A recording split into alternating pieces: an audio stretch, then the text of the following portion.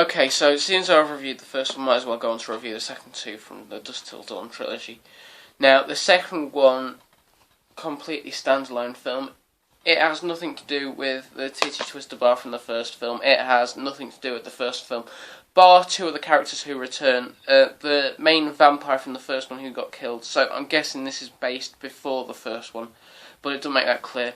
And Danny Trejo, who is the only person who links all three films, even though one of them's set in about the 1800s, 1900s time.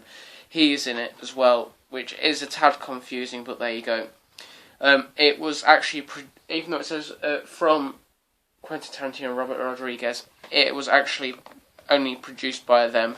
They didn't have as much to do with it as they did in the first one.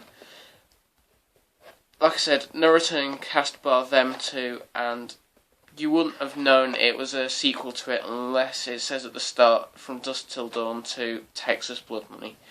And even that, I believe it says it in a film in the start of it, and the film that someone is watching from Dusk Till Dawn to Texas Blood Money actually stars Bruce Campbell, so he makes a few seconds cameo before he's bitten by several bats.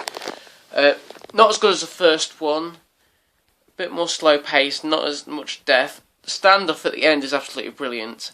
That is probably one of the best things from all three films. But apart from that, the rest of the story for the film, not that good. It's all about a bank heist, and one person ends up as a vampire, he ends up biting another. This is from the group that's doing the bank heist. Ends up biting another until there's only one left, and one person from the police, and that person has to fight off the rest of the vampires. A bit of a crazy film.